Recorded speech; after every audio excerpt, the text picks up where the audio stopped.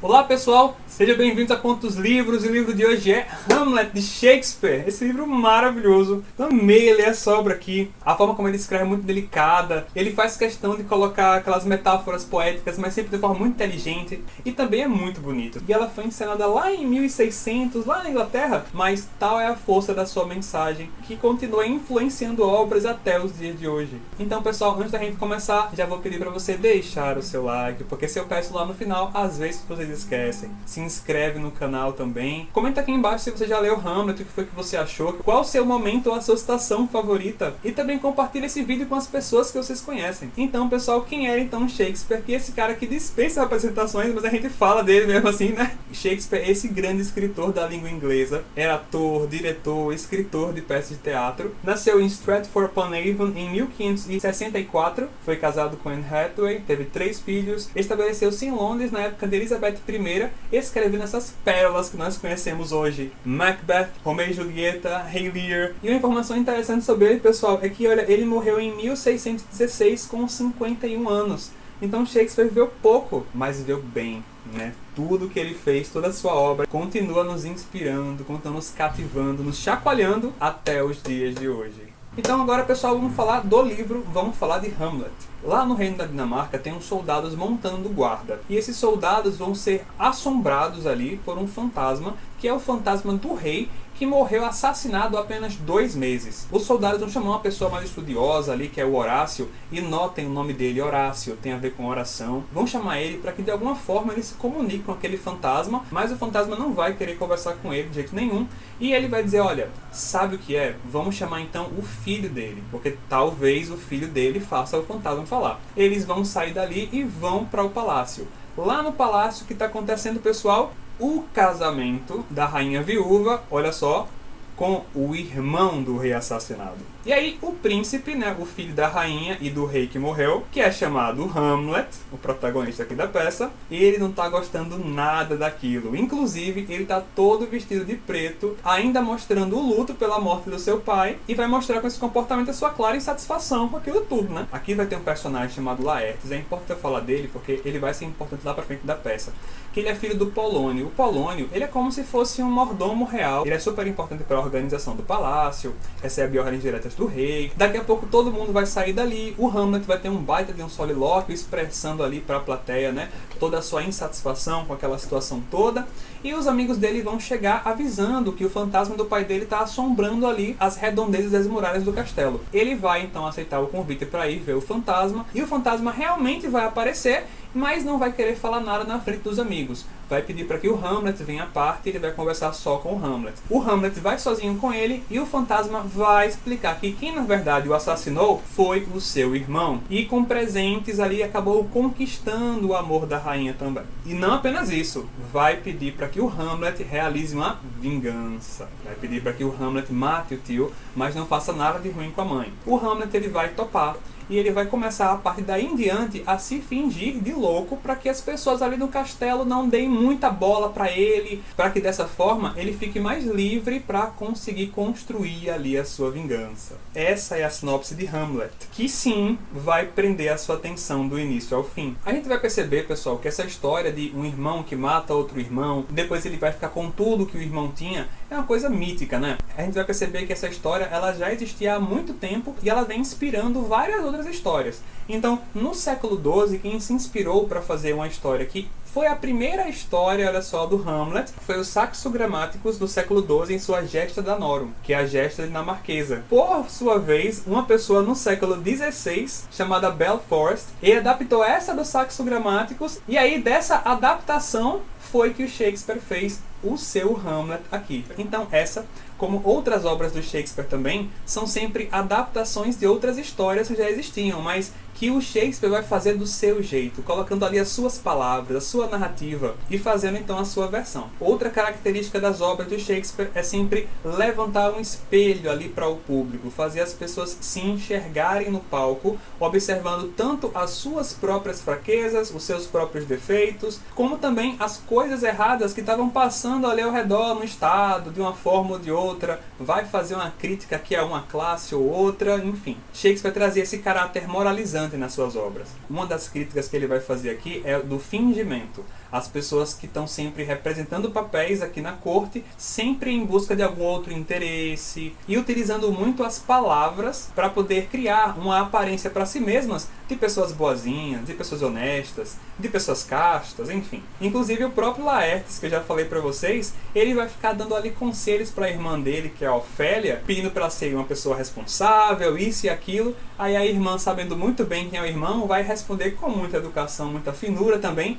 que ele deveria escutar os próprios conselhos, ao invés de ficar dando para ela. A gente vai observar isso também no rei regente, né? O rei que ficou, porque ele vai ter palavras muito bonitas, ele vai sempre ter um adocicado no falar, mas a gente sabe muito bem o que ele está escondendo ali por trás de tudo, né? Vai ter um momento bem interessante aqui na obra, pessoal, que o Shakespeare ele vai fazer uma metalinguagem. Ele vai mostrar uma peça dentro da peça. Ele não tem certeza de verdade se aquele fantasma com que ele está falando é realmente do pai dele, ele vai ficar meio titubeante, porque afinal de contas, quem é que vive aí conversando com fantasmas, não é? Então, para ele ter certeza, o que ele vai fazer é contratar uma trupe de atores para representar na frente do rei e da rainha a cena do assassinato do seu pai, para ficar observando qual vai ser a reação ali dos dois. Se o rei tiver alguma reação, ele vai ter certeza de que ele é o assassino. E lembra, pessoal, que eu falei para vocês que o Hamlet ele vai começar a fingir que tá louco para as pessoas meio que desconsiderarem ele? Olha só, é bem legal as passagens que ele vai ter aqui, porque enquanto ele finge que tá louco, ele também vai dando aqui umas verdades para as pessoas que estão ali no castelo, alfinetando um, alfinetando o outro. Mas o mais legal aqui da obra é perceber como o Shakespeare, isso é uma coisa que ele tem em várias das suas obras, é sempre mostrar aquele personagem que enlouqueceu com a lucidez que os personagens lúcidos não têm. O familiar de uma personagem aqui na obra vai sofrer uma coisa terrível e aquela personagem não vai suportar saber daquela notícia. O que vai acontecer é que ela vai enlouquecer, mas nem tanto. Ela vai começar ali, ó, a falar umas verdades, inclusive para o rei, para a rainha, e quem entra em contato com ela vai notar isso, que tem muita verdade naquele vazio ali que ela tá falando. Ela vai, pessoal, distribuir algumas flores para algumas pessoas, mas essas flores têm significados. Uma das flores, inclusive, tem o significado de traição marital, e ela vai entregar ali para algumas pessoas essas flores. Então há uma crítica sendo feita aqui a essas pessoas que se dizem normais, mas que na verdade não agem com sanidade, né? Uma personagem bem importante aqui na obra também, pessoal, é a Ofélia. A Ofélia, ela vai ser ali a paixão, ela vai ser o romance ali do Hamlet. É por isso que o Laertes estava dando aqueles conselhos para ela, preocupado ali, porque ela era o príncipe e tudo mais, ele podia fazer muita coisa, então que ela tivesse cuidado. E eles dois têm um relacionamento que é bem interessante, e a gente vai acompanhando aqui o que é que vai acontecer com essa personagem também. O Shakespeare, pessoal, nunca deixava de explorar psicologicamente seus personagens. O Hamlet vai se apresentar aqui na obra como um rapaz muito introspectivo, ele vai ter vários solilóquios. Solilóquios são aquelas grandes falas que o personagem fala sozinho só para o público, mas ao mesmo tempo o Hamlet tem outra característica aqui na obra, que é a dúvida. Ele é muito inseguro, titubeante, ele fica sempre procrastinando a atitude ali daquela vingança que ele poderia ter. E por conta disso, pessoal, várias outras pessoas vão sofrer, inclusive ele vai sofrer também. Vamos dizer que o Hamlet é aquela pessoa que ficou indecisa entre um lado e o outro do trilho do trem. E ele demorou tanto tempo para decidir que o trem atropelou ele. E não apenas ele, mas várias pessoas ali relacionadas. Então, e isso não é um spoiler, pessoal, porque o nome dessa obra é A Tragédia de Hamlet. Então, ela já é classificada como uma tragédia. Ela começa bem e ela vai terminar mal. E é por conta dessas características do Hamlet e por conta de tudo que vai acontecer na peça que o Hamlet tem essa má fama de procrastinador, de protelador. É uma pessoa que ficou tão insegura que acabou não fazendo nada e acabou prejudicando um monte de gente ao seu redor, enfim. Outro tema que é bem explorado aqui é a morte, pessoal. A gente vai encontrar o próprio personagem do Hamlet pensando muito na morte. Ele tem sempre um ar muito lúgubre, depressivo às vezes, eu posso dizer. E ele vai ficar pensando em que a morte, será que vale a pena, será que não vai?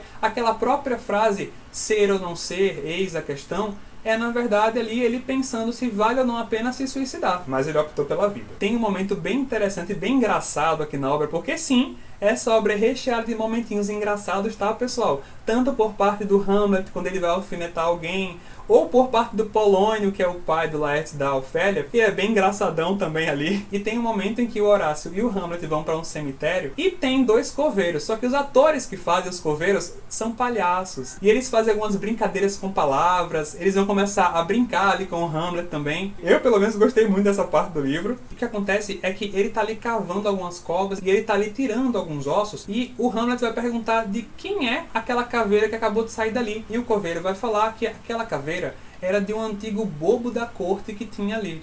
E aí o Hamlet vai pegar aquela caveira, por isso que tem essa caveira aqui, ó, na capa do livro, e vai começar a refletir sobre como tudo passa, como tudo se desfaz. Aquelas pessoas talvez ali fossem advogadas, ou fossem pessoas que trabalhavam na nobreza, tinham dinheiro, tinham poder, e agora tudo se acabou, né? Inclusive é uma coisa que ele vai deixar bem claro aqui na obra, como a morte iguala a todos. Todos aqueles que são poderosos, aqueles que não são poderosos, que são fortes, que são fracos, no final todos eles acabam do mesmo jeito, né? E aí tem uma frase bem legal que o Hamlet vai falar até para o rei. Olha só. Um homem pode pescar um peixe com o verme que comeu um rei, e comer o peixe que se nutriu de um verme. O que você quer dizer com isso? Pergunta o rei. Aí ele responde: nada se não demonstrar que um rei pode fazer sua pomposa parada pelas tripas de um mendigo. E pessoal, essa obra também vai tratar aqui da justiça divina. Aqui, todas aquelas pessoas que estão plantando vão colher alguma coisa em troca. Se você vai fazer uma coisa com a pessoa, aquela coisa vai voltar para você de alguma forma, invariavelmente. Então, inclusive o próprio rei que começa assassinado, ele na verdade foi uma pessoa que assassinou o rei de um outro reinado ali do lado, que era o reino norueguês. Ele assassinou o Fortinbras. Inclusive o filho do rei, que também se chamava Fortinbras, tá ali arregimentando um exército e tá juntando algumas pessoas para fazer umas tomadas de terra aqui ou acolá. E esse Fortinbras vai aparecer aqui na obra também. E então, pessoal, como é vídeo de Shakespeare, vamos pegar aquelas citações maravilhosas que a gente carrega pro resto da vida, que estão espalhadas aqui por essa peça. Dá a todos ouvidos e a poucos tua voz. Toma a opinião de todos, mas reserva a tua. O silêncio é sábio, né? Há algo de podre no reino da Dinamarca. Isso é quase um meme, né, hoje em dia. Há mais coisas no céu e na terra, Horácio, do que pode sonhar a tua filosofia. Humildade no saber, não é mesmo? Sócrates já falava, né? Só sei que nada sei. O bom e o mal não existem. É o pensamento que os faz assim. Tudo é uma questão de perspectiva. Feliz aquele que tem o sangue e o juízo muito bem mesclados, pois assim não é flauta que a mão da fortuna dedilha ao bel prazer. Quem carente busca um amigo vazio, o descobre em seguida um inimigo vil. A minha alma doentia, onde o pecado graça, vê na menor tolice a sombra da desgraça. A culpa se vigia com tanto recato, que ao temer se trair, trai o próprio retrato. Gente, é perfeitamente o retrato da culpa aqui, né? Uma pessoa culpada fica o tempo inteiro, meu Deus, vai acontecer isso, vai acontecer aquilo. É isso aqui, pessoal. Acabamos o nosso vídeo de hoje. Maravilhosa essa peça. Tem passagens realmente catárquicas aqui, que fazem a gente refletir sobre muita coisa na vida da gente. É justamente por conta da força da mensagem do Shakespeare que essas obras se tornaram perenes, não deixaram de falar aquilo que tinham para dizer. E a gente continua escutando, continua aprendendo, né? É isso, pessoal, fica baita dica pra vocês. O vídeo tá chegando ao final. Se você ainda não deixou o seu like, deixa o seu like nesse vídeo, se inscreve no canal, ativa o sininho para não perder as próximas notificações. Segue a gente nas nossas redes sociais, que eu tô sempre compartilhando algo das minhas leituras com vocês. Comenta aqui embaixo se você já leu Hamlet, se você vai querer ler Hamlet, qual é a sua passagem favorita, qual é o seu personagem favorito aqui da obra. E compartilha esse vídeo com as pessoas que você conhece, seus amigos, sua família, sua namorada, seu namorado. É isso, pessoal, mais uma vez muito obrigado pela sua atenção, muito obrigado pela nossa travessia e até a próxima.